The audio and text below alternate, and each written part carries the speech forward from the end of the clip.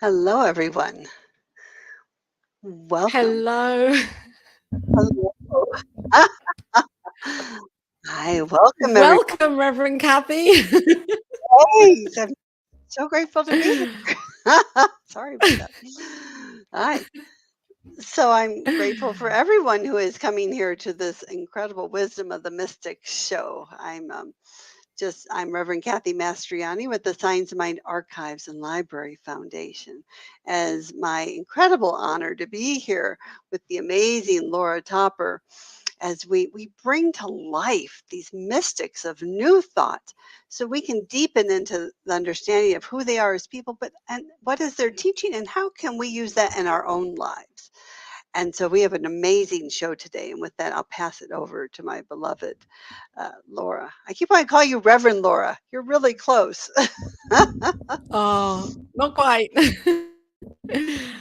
Thank you and welcome. Hi, Reverend Kathy. It's so great to be here with you again. Yes, welcome in. Welcome to New Thought Media Network and to the is really exciting because time is we're showing up here every 2 weeks with a new super guest and a new mystic. I feel that there are layers and layers that are being kind of shown to us of what a mystic is and who a mystic is and who these mystics are and what they have brought to the world and to this teaching, New Thought. And so today I'm just feeling really grateful and really humble. Reverend Laura Hallett is here joining us to share her knowing and understanding of Joel Goldsmith. And Reverend Laura is the senior minister of Greater Las Vegas. And I know Reverend Laura because I've been in class with her and been a student of hers and absolutely love the way that Reverend Laura brings the teaching of communication and technology into life so that as ministers we can go out in the world and share this message. And Reverend Laura has really been involved with Teaching at Home's Institute and the School of Spiritual Leadership and creating courses and as a senior minister. And she's also authored 4 books, which I'm sure we're going to get to talk about and learn more about. I'm Reverend Laura on and welcome you, Yay. Reverend Laura, onto Wisdom of the Mystics. Hello. Welcome. Hi. Hello. It's so good to be here. Welcome Thank you so here. much. Thank you so much for asking me to join you, and I'm very honored and touched to be here to talk about someone that has truly influenced my life. So it's a great honor to be here with you. It's fantastic. So let's get to this. Why Joel Goldsmith? Who is he? What did he bring to New Thought teachings? What is Joel Goldsmith really all about? I'll give you a little background on Joel. I first was introduced to him in some of our CSL classes that we used to study his material. I took an early version of Practical Mysticism in which we used his book, Practicing the Presence. And now the Practical Mysticism uses his book, Foundations of Mysticism, so that we have that to use for those 2 classes. Practicing the Presence is also used in our practitioner training classes. So that's where I was first introduced to him. And then when I was studying practitioner training, the mentor that I had been studying Joel Goldsmith for several years. And so she introduced me to a deeper exploration of Joel. And so Joel is a contemporary of Ernest Holmes. He was born around the same time, died a few years later. In 1964, he passed. He was born in 1892 in New York City. His parents were non-practicing Jews. So he didn't have a lot of religious training in his life. He hadn't been exposed to much of it. Some of the people in the neighborhood would, they were practicing Jews, and so he would be around their families and so forth. But he didn't have any formal training himself. He started to do a little bit of the training for I can't think what the name of it is now. Anyway, the process they go through at 13 years old when they become adults in the Jewish faith. The mitzvah. Thank you, Bar Mitzvah. Thank you so much. Couldn't remember it. So he stopped his training. He didn't continue on with that. And then his father was worked in the garment district as notions salesman. He sold laces and ribbons and embellishments and things like that. And Joel followed him into that trade, eventually establishing his own company. And so they would travel a lot. They would travel to Europe often to buy the products that they needed to sell in their stores. And so his father's in London and in 1915, and the family gets word that they need to come to London. His father is on his deathbed. They need to come and make arrangements for the body. He hasn't died yet at this point. So Joel goes to London to take care of this and finds out his father's been healed by a Christian Science practitioner. And so his father did not die at that time. And then later on, a few years later, Joel is coming back from a trip to Europe, and he is gravely ill and is also cured by a Christian Science practitioner. And so that kind of gave him a little bit of an interest in what was happening here. But in his early 20s, he started having people walk up to him on the street and ask him to pray for them, just out of the blue. He describes the first incident in one of his lectures that I've listened to frequently. And he says he's just walking along the street, and this man who has no idea who he is walks up to him, stops right in front of him, and says, "I don't know why, but I know if I ask you to pray for me, I will be healed." And Joel just looks at him with this bewildered look and says, "Okay." And so he closes his eyes and he thinks, "Okay, I have no idea what to do here. Absolutely no idea. But God, I figure you do. So I'm just going to stay here until something happens and we'll move on because I don't know what to do." And in just a few moments, the man shakes his hand and says, "Oh my God, thank you so much. Thank you so much. I know everything is fine now," and walks on. And this starts happening to Joel over and over again. And so he's like now intrigued, like what in the world is happening here? And so the only foundation he had was Christian Science. And so he goes to a Christian Science church in New York City and starts to study there. And he eventually becomes one of their readers, a Christian Science practitioner. He becomes a reader. In fact, he was the first chair reader at Rikers Island prison for many years, which is a significant honor in the Christian Science church to be the first reader. And loved that, was really into it, really studying it deeply.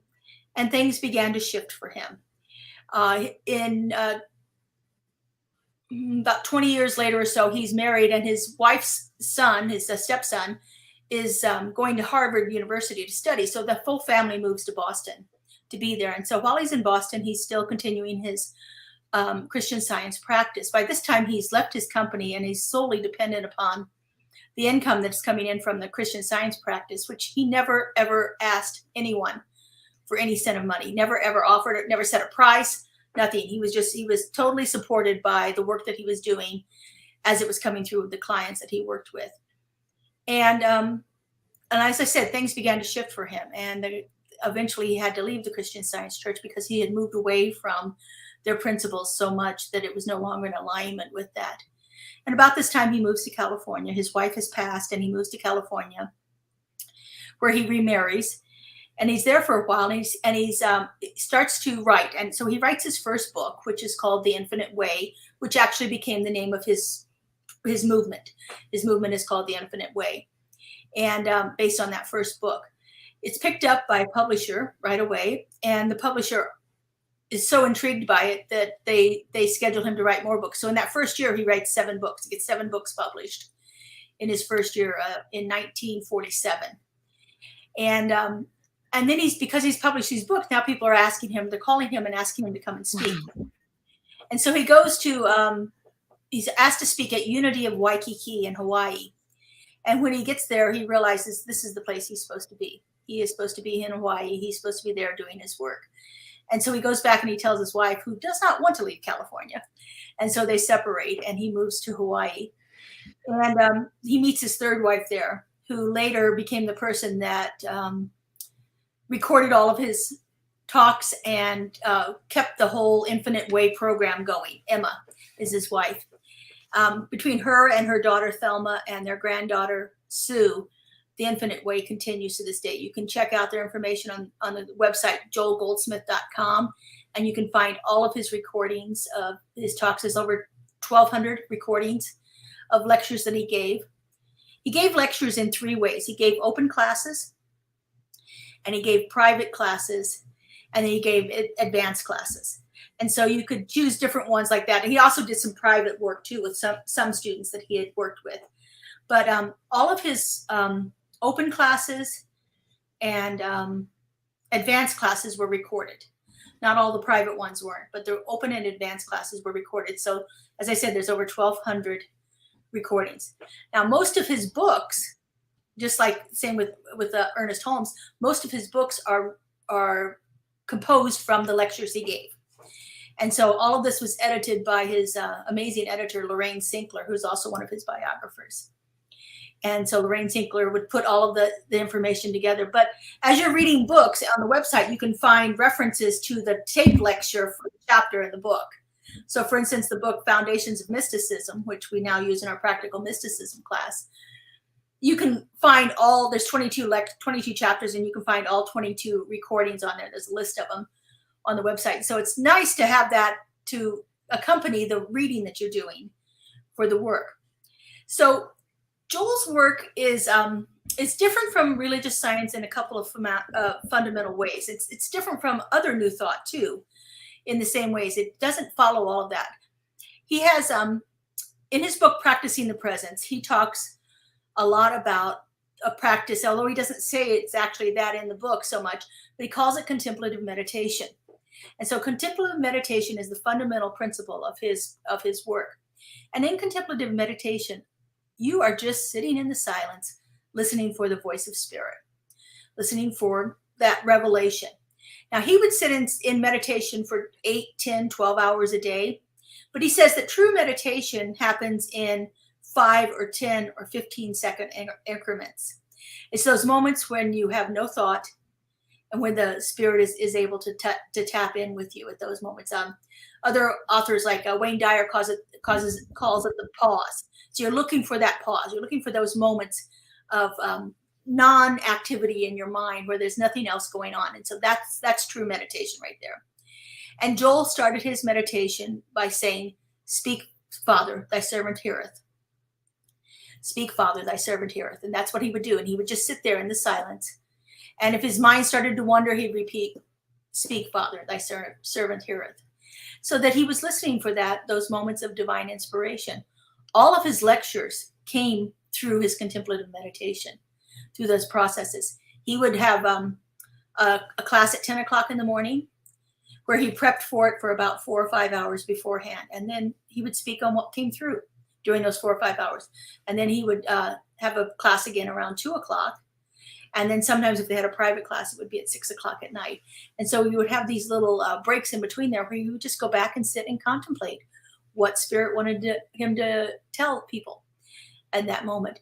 He never, ever advertised anything. He never solicited a speaking engagement. He never scheduled anything out in advance. He went with where Spirit led him to go.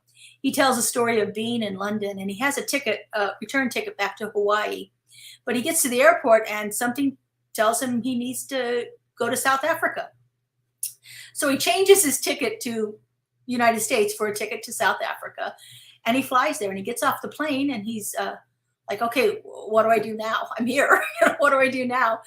And within a couple of hours, someone walks up to him and they're having coffee. He's having coffee someplace, and the person walks up to him and starts chatting, realizes that he's read some of his books of Joel's. And so he schedules lectures for him for the time that he's in South Africa. And so it was just like the synchronistic events happening one after the other. But he was exceptionally adamant about never trying to seek it. It would have to come through to him.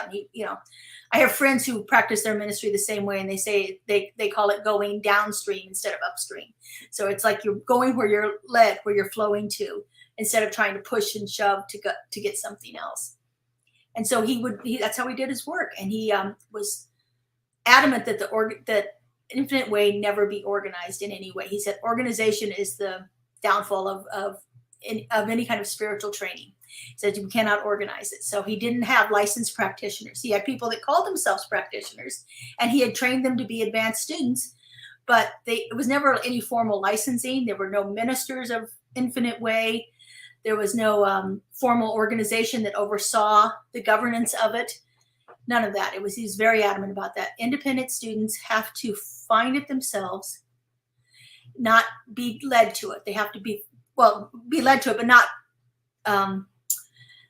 He said, if somebody hands you a book, then it's whatever it is for you. But if you're walking in a bookstore and the book falls off the shelf in front of you, you've been led to it. And so that's what he was looking for. People who were eager to find it, people who were attracted to it for some reason, as opposed to some kind of formal path of learning it. And so he was very, very adamant about that. And to this day, I mean, some people will call themselves Infinite Way practitioners, but they have no license. I mean, they've done their own course of study. They've done their own work to do that. And that's fine, but there's no governing board over them to keep things going. So for his work in the world, though, he, as I said, his fundamental thing was contemplative meditation. His second practice comes from the book Foundations of Mysticism, and it's his healing practice. And there are two important components to his healing practice. He calls them impersonalization and nothingizing. Nothingizing. So it's words, I'm pretty sure he made that one up. Impersonalization, maybe not so much, but nothingizing, yes. So in other words, we can't attach ourselves to any condition whatsoever. The moment we attach ourselves to a condition, then we've absorbed it. We've identified with it. And so we have to impersonalize it. So when a person would come to him and say, I need healing for this, the first thing he did was forget their name. Just absolutely forgot their name. And he made conscious contact with spirit in that moment. And so it's just like, okay, he would call it, he would sit in the silence until he got the click.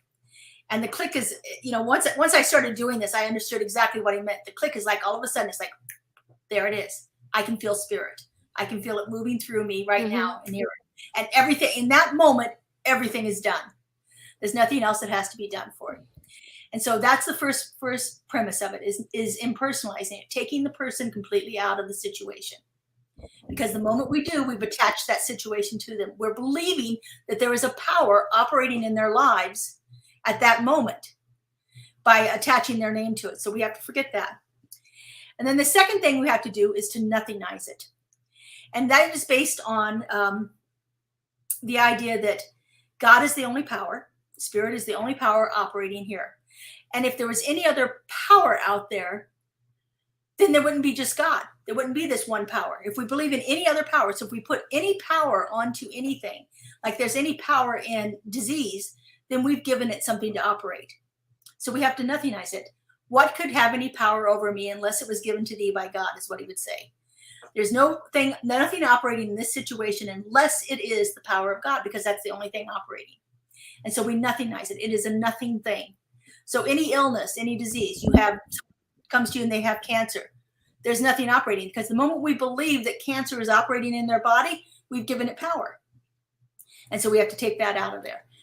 And as I'm explaining it might seem easy, but there's a lot of work that goes into that, because all of these conditions have so much impact in our lives, so much that we have attached to them. We hear the word cancer and people are, it's just like, it's heavy. It's like, having experienced cancer, I know that feeling of getting that diagnosis. It's like, okay, the moment I got the diagnosis with cancer, I went to my mentor who introduced me to Goldsmith, and we sat in meditation and we nothingized it. And I have to tell you right now, if I could describe a perfect experience of going through cancer, that mine surpassed it. It surpassed anything I could ever explain. And so it's a matter of like giving it no power whatsoever, no power to operate in our lives. And so take ourselves out of the situation and give the situation no power. That's the healing principles of the Infinite Way in a nutshell. So those are some of the things. I've been talking a lot here. I'm probably pretty fast, but because I'm kind of excited about this. Do you have any questions or anything that you want me to go over a little bit more?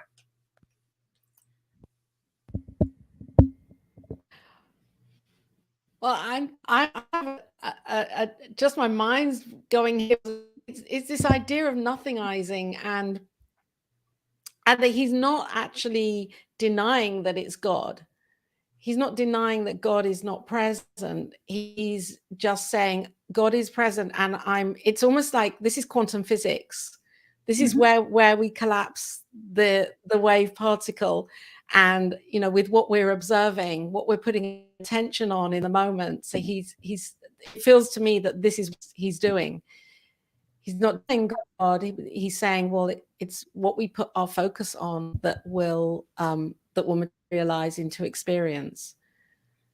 Absolutely. And if we think about that as having some kind of way of operating in our lives, then we're giving it power. We're the ones that are actually giving it power. As you said, like in quantum physics, the more we put our attention on it, the preponderance of the attention collapses it into reality. And if we are putting our attention on it, then we're creating it. We're creating it as a real thing in our lives. I have found that this method of praying to be so powerful. It's what I do with my innermost people. So we have a text chain. And so if I have some kind of experience in my life right now, I don't identify what the experience is on this text chain. I just say, would you know truth? No truth for me right now. And all the people do is they go into this contemplative meditation and they sit there in the silence until they feel the click. And when they feel the click, it is done and we move on. And I tell you, I get so much relief just by me reaching out to someone. My friend who's a mentor of mine that introduced me to Joel says that if we take one step towards spirit, spirit takes 1,000 steps towards us. And so all we have to do is ask. We put it out there, we ask, and it's done. Joel got all of his clients. Like I said, he never solicited one thing. And in that time, that day and age, most of his clients came to him either through a letter or through a telegram, because phones weren't being used much at that time. And so you can imagine a letter taking days to get to him. Someone in California sends him a letter in Boston. It's going to take him, in 1940s, it would probably take him a week or more to get there. A telegram, even that was quite a bit of time to get from one place to the other. I mean, the telegram might have been instant, but you had the person on the end who has to give the message, and it has to be typed in, then you get it received, and then it's got to be printed out and delivered. And so it's a delay in the time. Joel would get the telegram asking for prayer, and an hour later get the telegram that's saying, I'm healed. Thank you so much. Now, there was no time for him to do the prayer, but the person had reached out and connected with his consciousness. And so the prayer was done. Yes. The letters, same thing with the letters. It would be at one letter, and then a couple of days later, the next letter saying, oh, thank you. My son is healed. Here's some money for you. Thank you for doing this. That would be that kind of thing that would happen, because it's, again, quantum physics. There's, this no idea of time. Time is and location. There's no location in quantum physics either. Spirit just is continuously working. And so they've reached out, they've connected with his consciousness, the healing work is done. And so it takes a long time to get to that way. Joel learned Greek and Aramaic and Sanskrit in the original languages so that he could study the text in those languages. He was able to study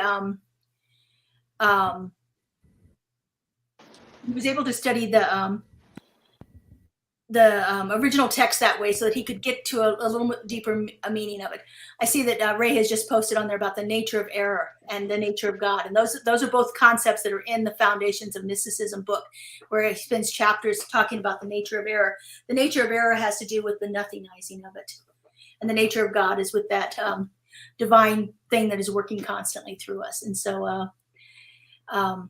again, we nothingize it. We don't fight the error by nothingizing it. If we put any intention onto it, it comes through that way. So. Oh, that's wonderful. This is just fascinating. I love to hear, his story about the Christian Science and then moving to that place and just kind of creating, like you're saying, the contemplative meditation and really moving into the stillness and and even especially those 2 steps, just really, I love the no name because I just forget people's names naturally. So maybe I'm just channeling Joel. That works for me, and then the nothingness. I mean, just, I think that is what we teach here, right? I mean, that is. I mean, we just move to that place of the divine, and just not even hearing what the condition is, but to know the truth. I mean, that is our job here, is just to know the truth. And so this is fascinating, and I'm really grateful to hear more about Joel Goldsmith, because when I would read his works in practitioner training, I mean, magic would happen in my life. I mean, just amazing connections. And I mean, I would read it and my life would transform. And so to learn more the background is really helpful for me. So thank you for sharing this. Sure. Many of his writings have a real slant towards Christianity. So the first time I read Practicing the Presence, I was very young in this study, in my course of study. And it was like, oh, this is too much Bible for me. This is just too much. I can't, Second time I read it was in prac training. And I'm like, well, hey, book's pretty good. I kind of like this.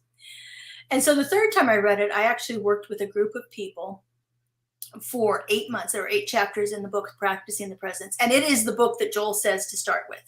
He says, if you want to start to understand the principles of the infinite way, then begin with my book, Practicing the Presence. And so this group of people and I would take 1 chapter per month. And every single day we would read that chapter. And what happens is it becomes alive inside of you. It was the most interesting thing, because I would be reading something in there and I would have this thought that came from, it had to come from the reading, but it was not in the words there. And it would be so powerful. And it's like, but let me go back and find that page that it's on, but it wasn't in there. But it was the stuff that was coming through. And so the same thing happens when you're listening to the tapes. Again, he wants you to take the tapes that he has. This is what he would do with the students. So they would record the tapes. People would get a copy of the tape, and then they would spend at least a month every day listening to the tape, because it becomes something more than the words that he spoke through that. And so I listen to my tapes a lot in the car as I'm driving. I spend a lot of time driving. And so I would hear something that would be so profound, I would pull over so that I could jot it down. And I'd click back on my CD to try to find it. It wasn't in there. There was nothing in there. I couldn't find it anywhere. But yet it was something I had heard in that moment. And so it's like I learned to quickly grab my phone and do a voice recording, because I didn't have time to sit and write it. And so I just recorded it, because it was like that's there, but I'm not sure it's actually what he said. So I have to write this down so I can remember what it is.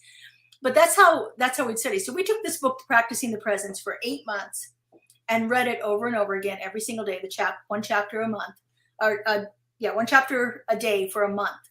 We would read it, and it becomes alive in you, which is one of the reasons he did not want to organize, because he didn't want other people interpreting the work. He said it needs to become the original work, the original words that have come through spirit, through me, and you need to learn them that way, as opposed to getting somebody else to interpret it for you. And then because the whole message then becomes corrupted. It's kind of like the telephone game. As more people say it over and over again, the message gets distorted. And he was very adamant that not happen. So he has, like I said, this over 1,200 tapes. He has over 75 books. Same kind of thing that you can do. Most of his books, well, half of his books were written after he passed, based on the lectures that he gave. They put together the books. And you can get all of this stuff off of the website, joelgoldsmith.com. There's also a lot of stuff out there in public domain, and maybe not so legal copies of things on YouTube. There's thousands of YouTube videos recording his information out there. So, it's all there. But if you want to get a good copy of the transcript good copy of the recording with the transcript, you can get it from his Infinite Way website. Thank you. There's the website there for you. And so this is it's maintained by his granddaughter, who I've met several times. They do a class every year at the beautiful Mission Inn Hotel in Riverside, California. And so I've been to her classes for about 10 years now. And she's not giving Joel's message. She's giving what's coming through her by using the same process that Joel does. And then she tells anecdotal stories about Joel that are just wonderful. She's the only grandchild he had. She was his third wife's grandchild, and Joel came into her life at a very early age, and they spent a lot of time together, living in the same area of Hawaii. And so it's a beautiful opportunity that you can give yourself to go and experience the Infinite Way Conference at Riverside Hotel.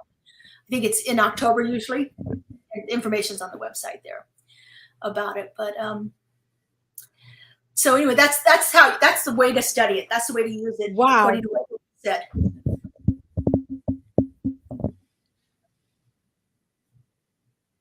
Let's see, I'm looking at your questions if there's anything So else. this is so profound. I love what you've just shared about him not wanting to organize anything, so there is that intermediary person giving their idea of their own idea of an idea of an idea. So this really is very purist. It's for personal interpretation and personal growth, to the degree that his students would be understanding it. And that's really powerful. I feel so powerful. And the other thing that comes to me is, oh, sorry. Oh, go ahead. Just this, oh, what was it? Yes, what was going in my mind is, where did he, because I can hear this Christian Science kind of ethos of, that it's not in the pill, it's in the prayer. And it's like denial, it's like nothingizing really a denial. And so did he make a switch into religious science along the way at any point within his way of thinking? Did he evolve in any way, or was he, or maybe not evolve, maybe that's the wrong word. Did he open his mind to what Mr. Holmes was doing? If they were born around the same time, then they may have knew each other. So he spoke at many religious science centers. I don't know that he ever had any contact with Ernest or not, but he was invited to many of the religious science centers at the time to come there and be a guest speaker. His practice, though, differs fundamentally from our form of prayer. In our form of prayer, we are talking about the person. We take the person's name right into it. That's the first thing, because I know this is true for me. I know this is true for somebody else. It's like we take their name right into it. And then we deny the condition, or we talk about the spiritual truth of that condition.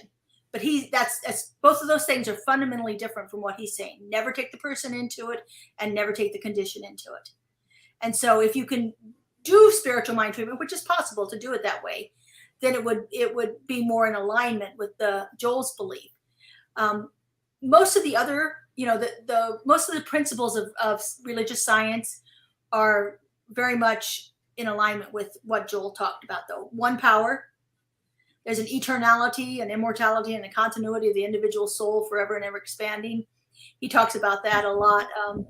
He believes he came into this world as an old soul, because he came into this world as the most irritable and cranky baby that has ever existed. He was very angry about having to come back to this world. That's what he believes. As a child, he was just like for 2 years, he was because he believed he came back to this world and he really didn't want to. So, and he believes, that there is a continuity to the individual soul. So that's totally in alignment. The one power, one presence, that is totally in alignment. Yeah. Some of our most fundamental beliefs are very much what Joel believed. But like I said, when it comes to our practice of it, the prayer is quite a bit different. You do not pray the way that we do it, or we're trained to do in religious science, to be in alignment with what Joel says. So those two things are different. One thing I want to talk about is this program that I've been experiencing with him. It's a 6-year program. I'm in year 3 right now. It's called the Inner Kingdom Consciousness Series, or Inner Kingdom Consciousness Studies. And you can find out the information on the website about the Inner Kingdom Consciousness. And so there are six lessons, I guess, for each year of the study. And so you can't get the next one until you've had at least a month with the previous ones. And so, and each time you get a recording, you get 2 months worth. And so it takes they're very diligent about not having you rush it, because Joel wanted everyone to spend at least a month with each recording. So you order it, you get 2 months worth of recordings plus the transcripts. And now you can order them on MP3, so it's really nice. It's about $30 for each lesson, I think, for the MP3s. It's a little bit more if you want the print copy, because they have to produce it and ship it to you. So like I said, I'm in the middle of year 3 right now, and that I took time off during ministerial school because I didn't have the time to devote to that. So I've been at it for about 7 years now, but it's really powerful. And again, it's listening to the tape for a month at a time, listening to that one record, the hour-long recordings. You listen to them for over and over and over again for a month. He has the transcripts there so that you can make notes if you want to, which is all really nice. And that has really shifted me a lot. I am really excited to see how it's going to be in 3 years from now when I finish the program. If it's going to continue to change me the way that Joel has changed me so far in my life. And so I can only imagine that it will. This program, he had written this all out and stuck it in one of his notebooks. And so his family did not find it until 1997. And so when they found it, they because he had on there, year 1, these recordings, year 2, these recordings, year 3, these recordings. So they put it together into this program that you can actually subscribe to and be one of the Inner Kingdom Consciousness students, which is what he would now call the advanced students. So, that's fascinating. That sounds like it's really touched your life. And you mentioned it's changed your life so far. How has it changed your life? I mean, what have you noticed different since you've been studying this? Well, I think kind of some of the things I've already talked about now is like my way of praying. When I need to pray for my congregation, or I need to pray for a person who comes to me seeking prayer, because I am a religious science minister, I pray that way. But when I get asked to pray for or if I have to pray for myself, or if I get asked to pray for one of my close friends who are also a little more experienced with this, I go into the silence and I listen for the click. And when I get the click, I know I'm done. I nothinize it. I impersonalize it. I don't take their name into it. And that's what I do. I know truth as opposed to attaching that condition to that person and trying to figure out, mentally figure out what that truth is about that condition. I just know God is all there is. There's nothing here but God. Nothing else can be operating here. There's no power in this condition. It is done. It's just that kind of simple thing. And so for me, my own practice has shifted and grown. My own understanding of how spirit actually works and what it is out there that is available to us by just simply being silent. My silence is profound, happens all the time throughout the day. Again, I'm engaged in things and I just stop in the middle of stuff and go into the silence, feel the click, and then I move on. And so things happen much quicker for me.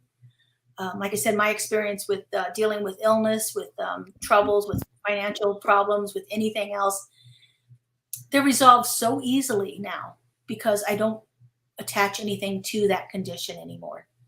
I don't get all involved in the drama of it and the problem that's going on there. So it's really has shifted things for me, and I know it has for the few people that I do this work with. So we have here at our center, we have a study group that's starting up this month on Joel's book, The Altitude of Prayer. And so it's a free study group for anybody. So if anybody's interested, if you go to cslglv.org, you'll see it. It's called Tuesday Vespers. Vespers are evening prayers, and this is a class on prayer in the evening. So the facilitator named it that. I'm not facilitating it. One of my practitioners is here. And so it's my community loves Joel Goldsmith because I and my other colleague here, who was introduced me to Joel, are so such good students of his that the community here has also embraced a lot of that. And like I said, we do have people that come up against that. Well, wait a minute, this isn't religious science. You're right, it's not. There are things in here that align with religious science. There are things in here that are very much what we believe and what we practice, and there are things that are fundamentally different here. And it's just a way that we can study spirit in a little bit different avenue and maybe go a little deeper with it. Like I said, I've done the Practicing the Presence book for a month at a time. I've done the Foundations of Mysticism book a month at a time. My next goal is to do probably his thickest book. It's about that thick, and it's printed on paper like a Bible. So you can imagine, I think it's like 600, 700 pages. It's called The Heart of Mysticism. And so I want to do that with that book also. He has a plethora of information out there. It's just really one of the most prolific writers I know.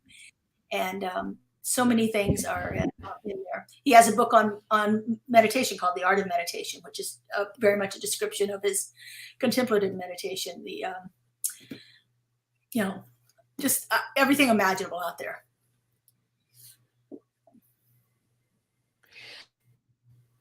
So I have a question, Reverend Laura. Did he have a spiritual or mystical experience?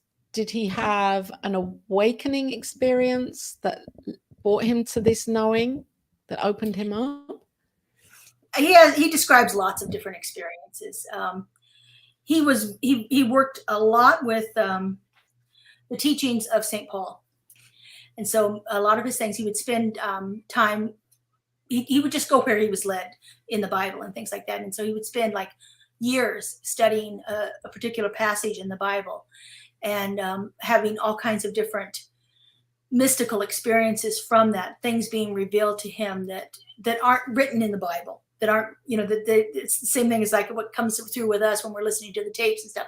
It's not actually physically there, but this is what is revealed to us through it. And so he had numerous experiences like that. There wasn't one great awakening. Like I said, it was kind of a gradual process from those first few people that asked him to pray for him when he had no idea what prayer was or how to do it.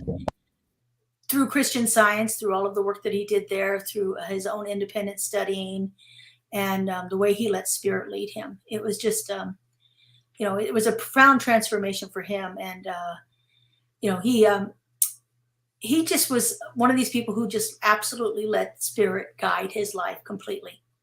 He just turned it over to spirit and let them take him wherever he needed to go. And he, the one thing about contemplative meditation, and I know my experience with other meditation and with the practice of visioning, we learn to listen and we learn to distinguish between our human chattering ego mind consciousness that's always operating and that voice of truth that's coming through. And so the more we practice it, the more we learn that. And that's what Joel did. He practiced and practiced and practiced. And so he was very quick to discern what was spiritual guidance and what was, chattering mind ego that's trying to keep us safe and playing small in our lives. And so he learned that very, very early on. And that was how he led his life, he lived his entire life that way. His final day, his granddaughter tells this story in the workshops. I've heard her tell it a couple of times. But his final day, he's in London at the Piccadilly Hotel doing his classes. And he gets up in the morning and does his spiritual practice. And then he says to, I believe there's a photographer there waiting to take pictures. And he says, you need to take the pictures now. You won't be able to take them later. He doesn't know why he says it. He just says it. And so they take the pictures and he has breakfast with his wife and then goes and does his lecture. And then he goes and comes back from that and he's going to lay down and take a nap. And he doesn't wake up from the nap. But he set up things that morning kind of like he knew that he wasn't going to make it for the afternoon class. The way she tells the story, and I can't remember all the little details of it, but he had everything set up and he even talked to his wife that day, Emma, in a way that let her know, oh, he, afterwards she started putting it together. It's like, oh, he knew he wasn't going to be there. So he said, oh yeah, at one point he says, this will be my last recording. And she thought, well, what do you mean this will be the last recording? We're going to do an afternoon thing. And, doesn't think much about it. She's thought, well, whatever. And it winds up being his last recording. I mean, he knew, and he talked about this in several of his recordings, that we have a choice in life. We can decide how we're going to end it, how this life is going to end for us. He said, and he knew that, when his time came, he would know it, and he would go to sleep and he'd be released. And that's what he did. It was a very peaceful, I believe the coroner's report was it was a heart attack, but there was no peace. There was no stress on his body. There was nothing. He was asleep, and then he never woke up. So, he actually died on my birthday on June 17th, 1964 at the Piccadilly Hotel in London. And his body's been cremated, and he and Emma are interned in Sun City, Arizona, where she lived her last few years. So, what kind of a neat soul connection with him. Yeah, kind of fun. Yeah, that's kind of fun. Wow. What a beautiful story, but it can show how consciously we really can choose our life and how we want to live our life and how we want to leave this life too, to truly rest in peace. But, he was so connected to spirit, like you're saying, he just kind of knew. Yeah. That's the way I'd like to go. Just know when it's my time, go to sleep. I think that would be the way to do it. So, but he truly believed that you could determine everything about your life, determine everything that you lived, and so forth. It's funny. He physically looked a lot like Ernest. They're about the same size. They were both short guys, a little overweight. They lived during the same time. So if you look at pictures of him, face is a little different, but other than that, the body looks pretty much the same thing. So I always thought it was intriguing that they look so much alike they were contemporaries at the same time. So they really were. I think? Do you know when if they ever met at all? I don't know that they ever did. I never heard him talk about it. He did talk about going to I can't remember. It's a famous minister from religious science. I can't remember which one it is now. Jack something. But anyway, going to his church several times in California and speaking there.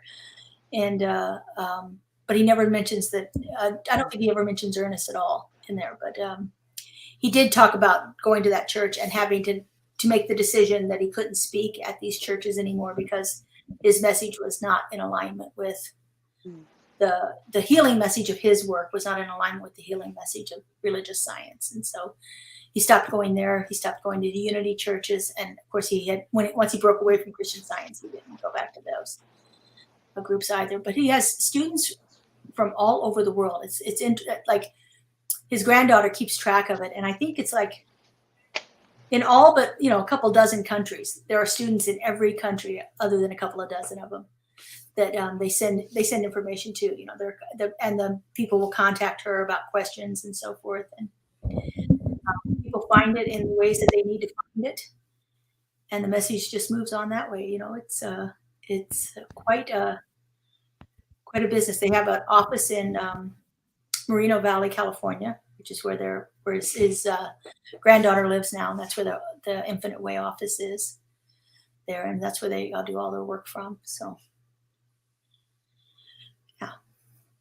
But if you have a chance, go to the conference. If not, grab some of his books and start reading them. And again, it's not just a read it and put it down. It's read it and read it and read it and read it and study it and let it become alive inside of you, because the message is profound and transformative.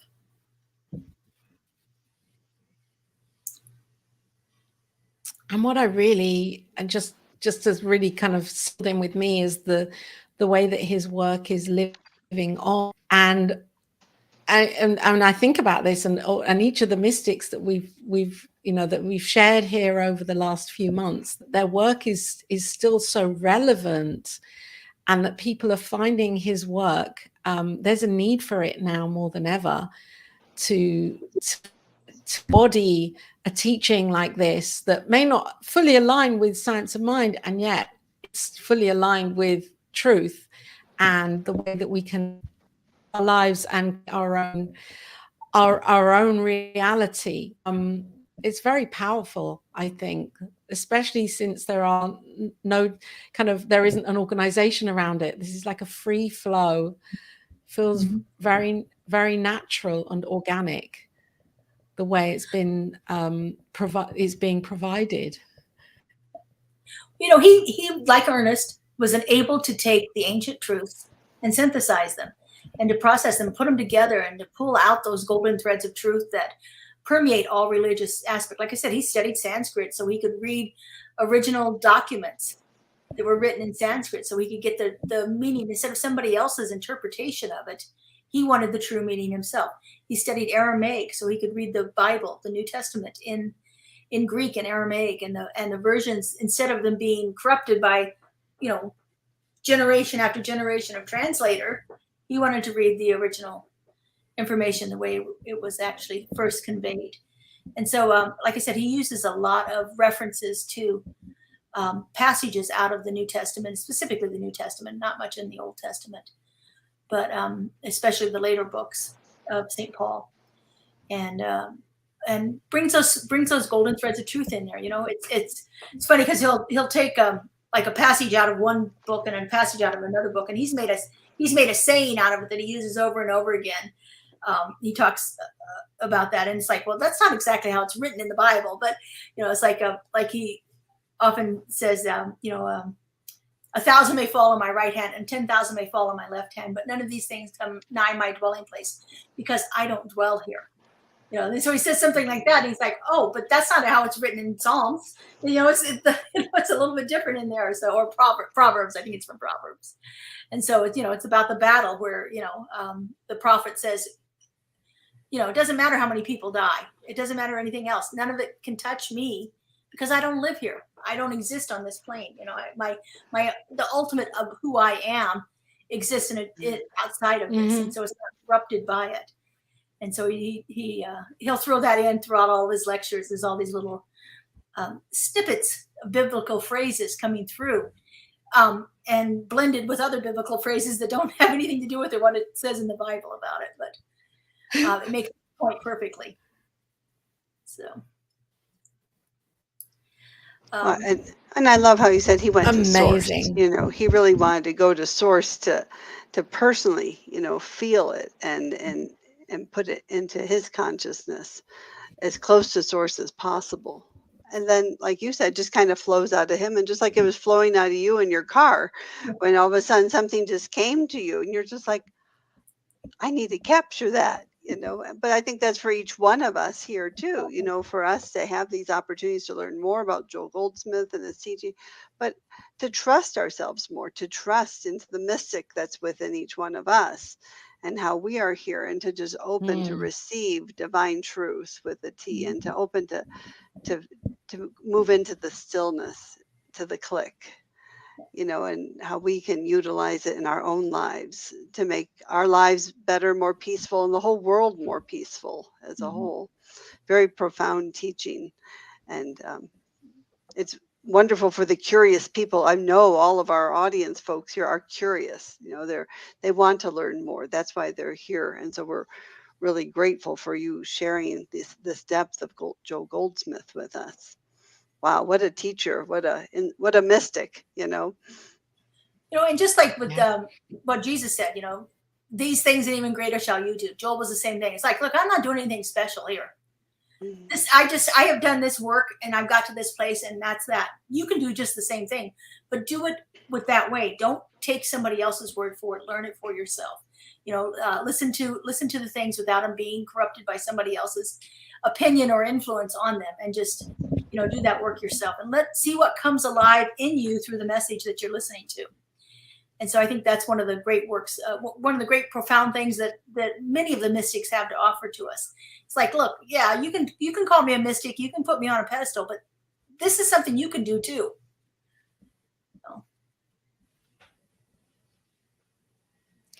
And also with me is that he's inviting us to have our own direct experience, right? To really embody it for a moment, to keep rehearsing that same chapter a month. It's a long time for an hour a day, the same words. And then it's like really embodying it and embracing it and having that experience directly. Nothing can beat that, because we're not reliant upon anyone else or running to, a practitioner, which is good. Of course, we need that too. Right. The answer's within us. We have it all within. Sometimes this work is something that is like, even for me, it's like sometimes I'm so stuck in the situation, I can't nothingize it at this point. And so I turn to a practitioner and I say, okay, this is my situation, help me work through it. Sure. Because there's sometimes that those depends on the situation, what it is in our lives, that it's affecting us in a way that we're not able to move past it, move to that higher spiritual plane yet. But when we are, then this work can be so profound. Of course. Let that happen within us. And it's all about letting the word come alive within us. It's not about anybody else's interpretation. It's like letting it come alive and then living from that place. Thank so you. He's a true teacher, a mystic, a teacher. Definitely. So if we're just wrapping up here, what would you say if people like about you, are you teaching any classes? I mean, is your website the best way, or my website's great. I'm only teaching right now through our center, and right now we're waiting for our building to be completed. We have purchased a new building, and we have the inside work to be done. So, and people have some of the online classes are just like, okay, I want to be back in person. So we've kind of put a little bit of a hiatus on our classes, and we're starting to work on our small group ministries instead. And so that's where we're focusing on right now. But like I said, we have this one small group that's starting with Joel's book, The Altitude of Prayer. It starts on September 13th. So if you're interested in that, it's free. You can sign up on our website, and you'll get all the information about that. It's Tuesdays at 6 o'clock for 6 or 8 weeks. I can't remember. But it's a great way to do that.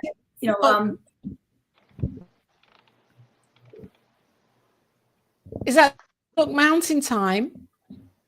Pacific Time. Pardon me. Good question. Yes. That's right. Thank you. We are international here, so it's on Pacific Time. Yes. Well, thank you so much for joining us and for bringing forth this mystic of Joel Goldsmith. We really appreciate it. We appreciate your heart and your passion. And yes. Well, thank you for having me. It's been a pleasure to be here, to talk about something I so enjoy. And we're also and grateful. That shines through you, that you love this. It does. It does. And we're also grateful to New Thought Media Network, because we're here thanks to them and their great vision to really bring inspirational programming out to the world, so each one of us can learn more and touch and transform our lives. And so we just encourage people, if this has touched your life, to feel free to donate, to go to newthoughtmedia.org/donate and really support the programming here. So we're grateful.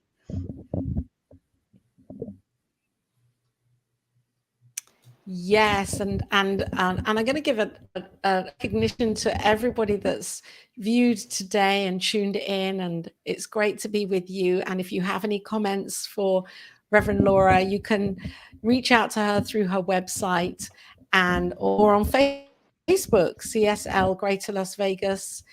And if you want to know more about what Reverend Laura is doing, please do that. And of course, check out the Science of Mind archives. We'll find so many amazing editions, books, and doing, and Reverend Kathy and her wonderful team to keep these teachings in our minds and in our hearts, to keep us present with the presence and with the teachings of Ernest Holmes. So I know that for me, the archives website has been an absolute treasure chest, and you can go there and find out more about it and see what they're doing. And of course, they have a donate button there also. So be present with that. And thank you for joining us today, Reverend Laura, and for sharing from your heart about Joel Goldsmith and incredible incredible legacy and the work that he's done and how it still continues. I'm website and find out more. Thank you. Delve into a 6-year course of learning. We're all those perpetual students, right? Very true. Yeah. Right. Well, and again, thank you everyone who joined us, and we will see you next time at Wisdom of the Mystics. Have a wonderful, wonderful day We will. or evening. Bye. Bye.